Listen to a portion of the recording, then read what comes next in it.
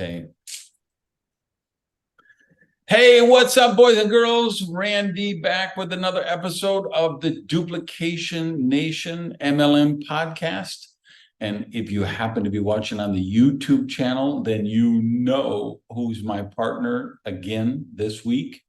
The lovely and talented Jaime Lokier is joining me. He is my co-founder of duplicationnation.com, where we have a free MLM boot camp training to get your new people through right away so they are more productive in the business, and some other resources. So make sure you check that out. And then we do this podcast twice a month. About every 14, 15 days, you'll get a new episode. And if you're new here for the first time, it's not an interview. I get a partner and we just chop it up about anything to do with network marketing, self-development, success, entrepreneurship, personal growth. So, Monsieur Lokier, it is so great to have you back for part two. Thanks. I'm very happy to be here, and this time in a very special location. We will tell people at the end what's this amazing paradise. Oh, well, actually, we could tell them now. Yeah, I should have said that. No, because I want to show them. Then with my camera, I will. Okay. It will be a surprise.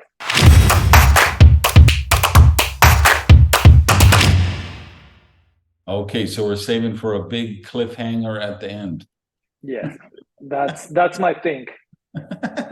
Okay, so I thought a cool place to start might be, so you've written two books. You've got one, Leadership, it would just, Redes de Liderazgo, which in English would be like Leadership Networks. And then your last book is called Leaders Die, but Movements Don't. And while I think it's absolutely required reading for every leader in network marketing, because you really talk about what makes movements. The book is incredible. And for you, my gringo friends, I'm actually in the process of being a final editor for the English version, to make sure the translation is working right. So it's not out right now in English, but it will be hopefully a few months after. And we're recording this in November 2023. But you're writing a new book about leadership basics. So what, why, how, what's going on with that? Yeah, you know that leadership is the most important set of skills that people need on the long run on our profession. And I feel that the market has a need of some basics. We are all telling our experience, but sometimes we forget that we have new people on the team and they need to know the basics, the ABC of leadership. And there used to be a couple books, but now the guy who wrote the book that people was using is the official phase of a pyramid scheme. So we don't want to recommend a book in network marketing from someone who is the phase of a pyramid scheme. And if you really try to find a practical ABC for leadership and that could apply for network marketing, there's nothing like that in the market right now. So it's more a need for myself. That's the same way as I wrote my first book. And I think that somewhere along the path that happened to you, that you feel that there's something that you need for your team and there is nothing like that in the market, so you need to create it yourself. That's what's happening right now with me. Yeah, fascinating. So, okay, I guess you want to leave that guy's name out of it, so I will honor that. So yeah, I don't like to name names. Whereas I love to name names. But yeah, it's just, and that's such an issue we have now. I think that because anybody can be an author today, anybody can be a podcaster today, anybody can be a social media influencer today. I think we have a much stronger danger to our team of them getting hijacked by people who who don't have their best interest in heart, first of all, but second, and more importantly, that don't understand our business and actually give frequently dangerous advice, right? Because that didn't happen before. When everything was like, when I started, everything was offline. But even after we first got online, technology was used in such a minimalistic way in our business. And we didn't have podcasting, wasn't a big thing then. And YouTube was not yet a big thing then. And then, so people didn't really have access to your group unless you brought them in. You read somebody's book and you thought, wow, they're amazing. And you kind of vetted them, and then you might bring them in and have them do a training for your team. Today, your team is just getting bombarded with information on all those places. And a lot of times they have no idea that it's dangerous information. Yeah, I always say that when we started, and of course you started a couple decades before me, but even when I started in network marketing, the big issue was that we didn't have information. So it was very difficult to find something about how to recruit or how to be a better leader. And now the problem is the opposite. It doesn't matter what's your company, you have too many people trying to teach your team, and you have people inside your company trying to compete for attention, and you have, of course, a lot of people outside your company, and you have people outside of the industry trying to compete for your team's attention. So now we need to be, I don't know if in English you use the word curator, because in Spanish is curador, is the one. No, okay, yeah. So in English, it's curator. Curator. You right. curate, so, like we have a curator of a museum. They select the exhibits. Exactly. So we need to be curators of content for our team. The good news, at least in Latin America, you will tell me if it happens the same in other markets. In Latin America, most of the people don't have the drive to look for new trainings and new content. So if you don't recommend something, it doesn't exist for the team. So we need to be mindful about what we recommend and what we tell our people to follow. Yeah. You know what else I wanted to talk to you about? Because I'm working in third world markets and having some really fascinating experiences that I could have never imagined a couple of decades ago. And you're working also in some markets that even a different distinction, because you're working in Venezuela much more than I am. I have a little vestigial team there. And now Argentina, which is kind of rapidly turning into Venezuela 2.0. How do you build in those kind of countries? Just a very quick parenthesis. I'm so deeply worried and sad about the situation in Argentina. I mean, it used to be first world a couple decades ago. It used to be the number one market in whole Latin America. It's awful that populism took them to that path, through that path. But anyway, right now, I have many people studying with us in Duplication Nation who are from those countries. And some of them are very successful. I mean, maybe some people watching this don't know it, but we have students in Duplication Nation who are #1 leaders worldwide in their companies. And you will always hear the same. You need to be very mindful about having this division between customers and leaders, and you need to help your people have very fast their first customers, so they at least feel they have money in their hands.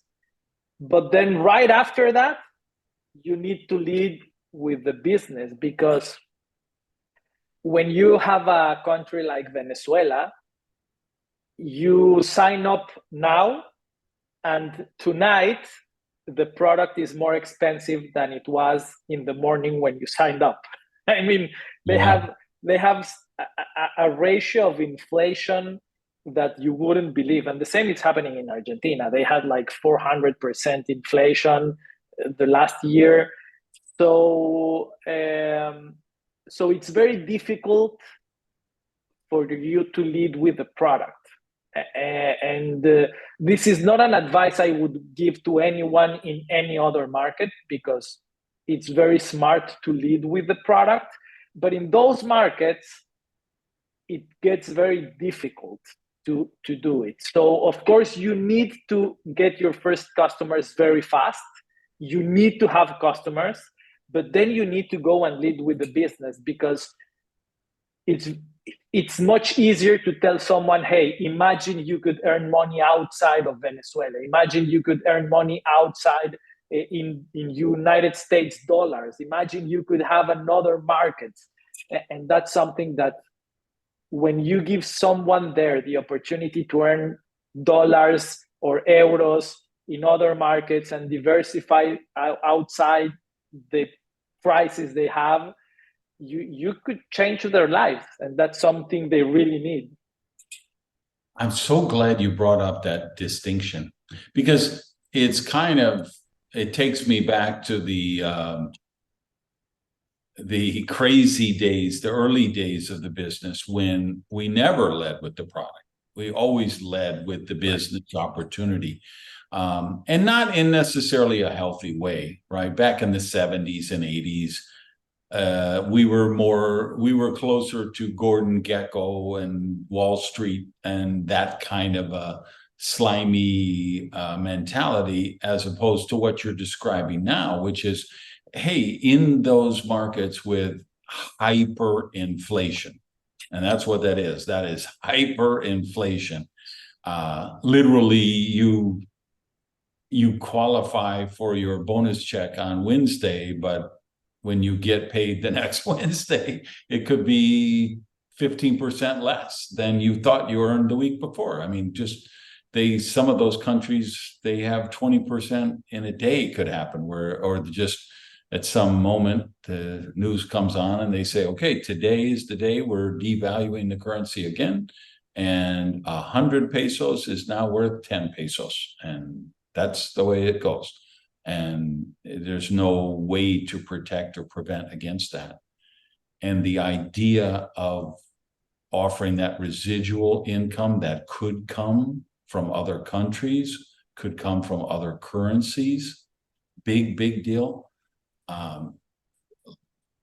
For me, I'm always looking at the mechanics of how we do the business. What's the system? What's the tools? So I had some experience down in Peru together with you when we were working down there, and we'd have this incredible PowerPoint or flip chart or whatever, and they couldn't even use that. Videos, they couldn't, they did have cell phones, but they couldn't pay the broadband fee. So we created a one sheet, literally just a piece of paper, 11 by 17, and it had a presentation on one side and it had some backup follow-up stuff on the thing. And that's how presentations were done in cafes, one-on-one. Now I'm working in places like Nigeria, and it's so fascinating to me because, and I'll admit it, I had Byron Belka on this a couple of episodes ago. Byron's company is open there, and I'm working with them as a consultant. Ann Feinstein and I are doing some work for them.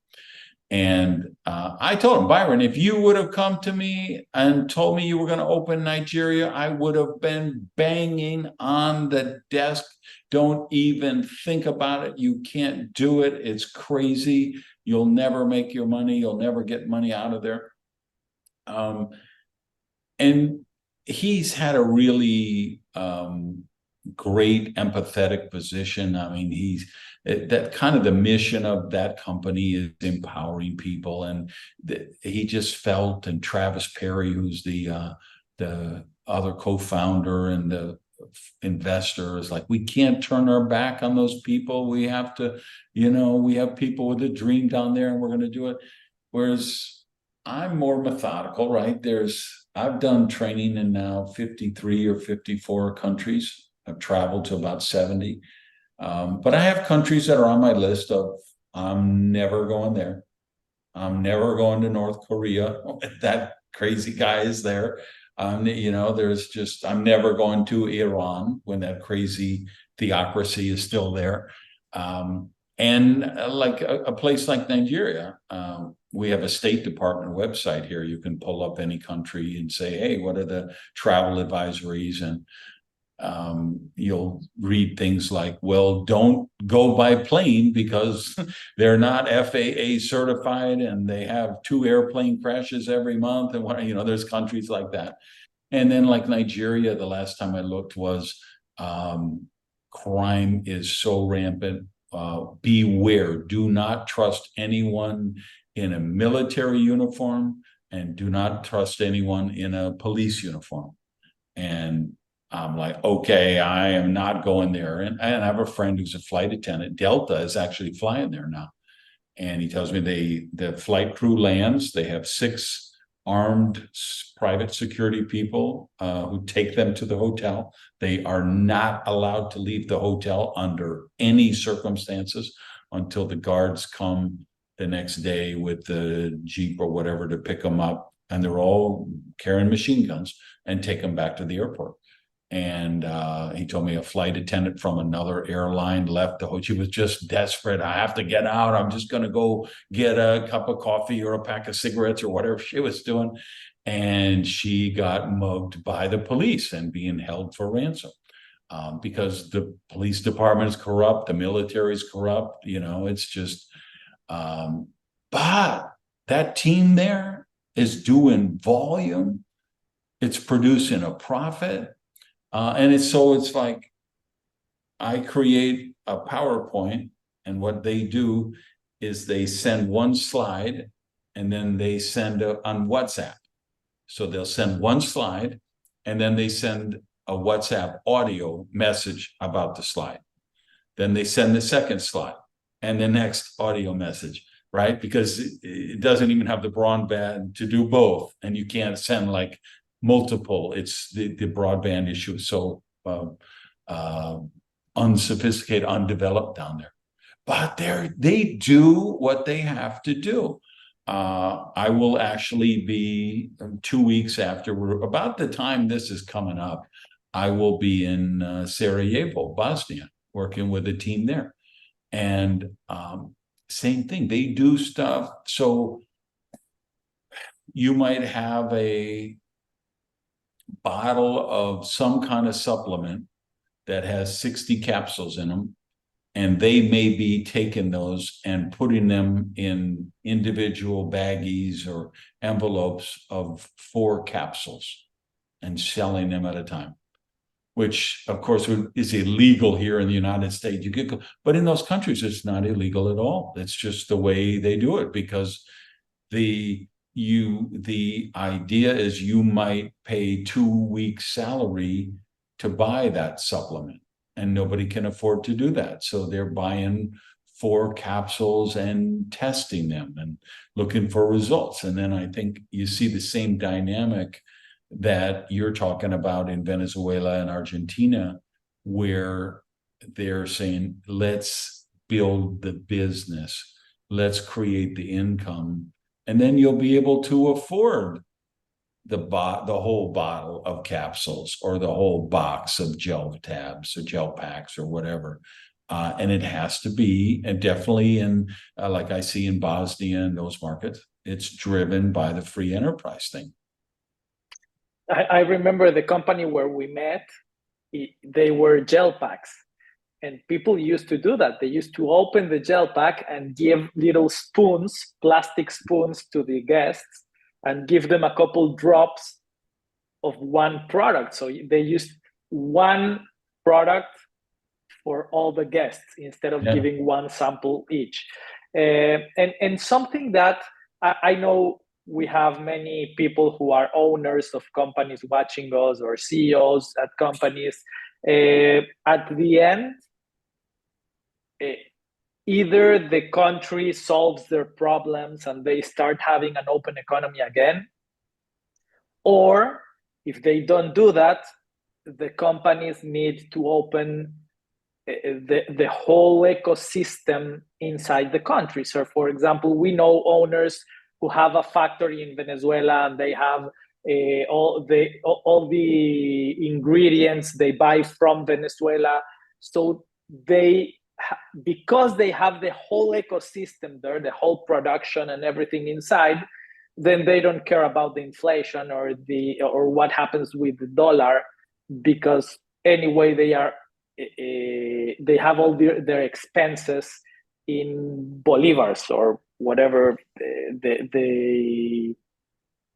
whatever money they are using there. So that's for the long run. But I have a question for you, because now that you were talking about how they really do the work and they solve whatever they need to solve, I'm sure that those kind of countries are the ones where we can actually benefit more people, because they really need what we're doing. They really need an opportunity. But moreover, they really need the values of network marketing, and they really need all the personal development we give in network marketing. And I have a deep philosophical question for you, which I've been debating myself with, which is, should we try to teach all those values to the team and speak about this openly, which are against what their governments are doing? Because where there are populism, we come and we talk about meritocracy, and where there is communism, we come and we talk about capitalism. Should we actually make an effort to teach people about this, or we should be completely away of politics? Yeah, that's such a difficult question. I remember doing an event in Denmark, and Ford was with me. He was running the room and the AV and stuff. And I was talking about socialism, because Scandinavia surprises people, but in each country is a little different. Denmark, Norway, Sweden, Finland, so on. But like Denmark is more social. Even Norway, they've got incredible oil reserves. Norway's a very wealthy country. And so they've just created like a social support network based on the oil revenue and people. It's not quite what is it? What do you call Andrew Yang calls the daily, if you just give everybody a monthly amount of money, universal basic income. They kind of have a version of the universal basic income there based on the oil reserves. But still, it's a free enterprise market. Denmark is less so. So I was doing a training there, and I said, okay, you're not communism, but you're socialism. And socialism is communism with lipstick. And I remember Ford telling me it was so fascinating watching the room when you made that statement, because half the people were just broke out with laughter, and they thought that is so, he nailed exactly what our situation here. And the other half of the room, like, all looked at the door to see, was somebody going to come in and take this guy off the stage, because they're dealing with those type of issues. And like I will still, to this day, any client who comes to me and says they want to open in China, I will get on the next plane. I will charter a private, if I have to, and fly immediately to go jump on top of their desk and scream up and down that you cannot open in communist China, because they will steal all your IP, they will blackmail your people, they will put your people in prison, and they will take over your business. So even if you do, like even Elon Musk with his Tesla stuff, I think anyone who's doing business in mainland China is out of their mind. I don't care how lucrative the market is. I don't care how big the population is. You are freaking crazy if you're doing business there. Because even when you do the model that you were just talking about, he said, we're going to put the factory there. At some point, you have to say, can we get our money out of the country? Like there's people operating in Russia, and they found out. No, like right now, this would shock people to know this. Right now, November 2023, network marketing is exploding in Russia right now. People are crushing it. Meetings are packed, enrollments are up. It's going crazy. Why? Because all of the smothering international sanctions are destroying the economy. People are desperately broke. So the idea of a second income is great. So the problem is, if you're one of those companies that are exploding, you can't get your money out of the country. And that's going to be the deal with China. Don't tell me anything, because at some point they're just going to, think of Sheridan, ITT, the hotels back in Cuba, 1959. And one day the government said, oh, by the way, we're nationalizing the hotel industry because it's for national security. So thank you for the hotel. We own it now. Please give us the keys or we're going to put you in prison. So you always have to be aware of that scenario. And so capitalism is messy. We have a joke we say we're a republic in the United States, a democracy, but our form of governance is a republic and free enterprise. And, the joke here we say is it's the worst form of government in the world, except for all the rest. Because democracy is messy. It's just, it is. There is no perfect thing. Like when people talk about libertarian, somebody's a libertarian, somebody says, well, come on, how would you run the hospitals? Nobody's going to do a hospital for nonprofit.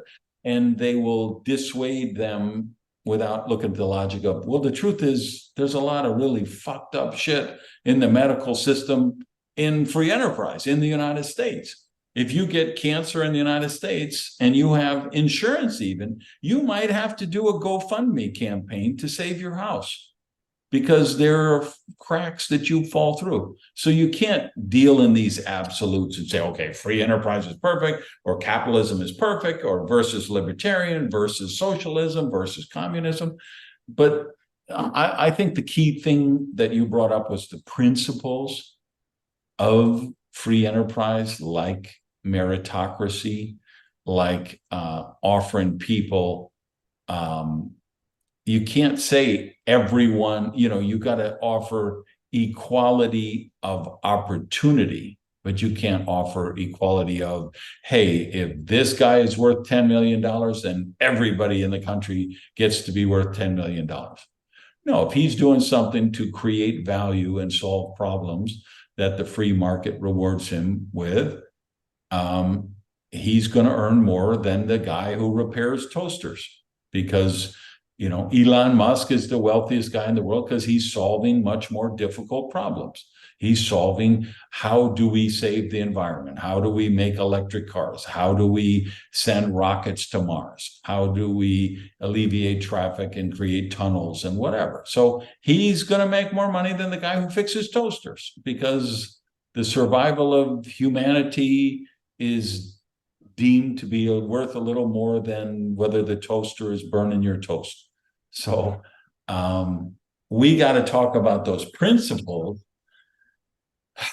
like meritocracy, like self-responsibility, like community consciousness. And I'm always, you have to be respectful of the local culture and the customs and the laws. And like I say, there's a few countries I wouldn't go, a few dictatorships and theocracies and places like that. But I do think we can't help people. We don't want to get involved in the political arguments of the day in that country.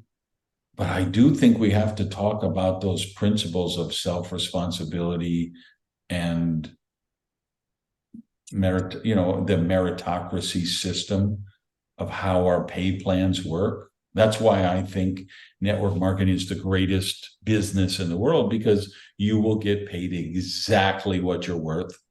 I don't think you could say that in too many other ways of making a living. But it's messy, it's delicate. I'm doing business in places like Malaysia and Indonesia, but like when I love Malaysia as one of my favorite countries, because there's a big Christian population, there's a big Muslim population, there's a big Hindu population, and others beliefs, and they really get along well. When you're going around Kuala Lumpur, there's the Christmas decoration, and there's the Chinese New Year celebration, and there's the Islam whatever festival, and there's the whatever. I mean, they've found a way to make it work. But I'm still a little cognizant of what I'm talking about there. But I do think we have to talk about those principles and values, because otherwise, what are we offering people? What is the reason we're there presenting an alternative to what they can do? I mean, I'm fascinated to know your thoughts on this. Yeah, overall, I agree with you. I wouldn't have this public discussion about how the left populist parties in Latin America should be banned from being even considered for being presidents after all the damage they've done, which is, I have a personal crusade outside of social media and outside network marketing against those left populists, but I wouldn't have that discussion with my team. On the other hand, I would recommend them some books and some audios and some stuff that would make them at least understand why that way of behaving, it could be good for their pockets on the short term, but it could kill their country on the long run. And we've seen it once and again, and it happened in Cuba, and it happened in Venezuela, and it happened now with Argentina, and it will happen in any country that believes in giving free money to people. So, and let me tell you something. The first time I really understood about this was because there was a bald guy training on the company I was involved with, telling that his favorite book in the world was Atlas Shrugged. And I've never heard about that book. In Mexico, you couldn't even find the book in bookstores. It was not something that people would read. So I was in, I think it was Utah. It was a corporate event there. And I went to a bookstore right away to find Atlas Shrugged. And I read it in English because I couldn't find it in Spanish. And that was the first time I understood this. So, of course, those are the kind of books I love to recommend people now. And I love to recommend Jim Rohn, because Jim Rohn is always speaking about how capitalism is way better than any other thing.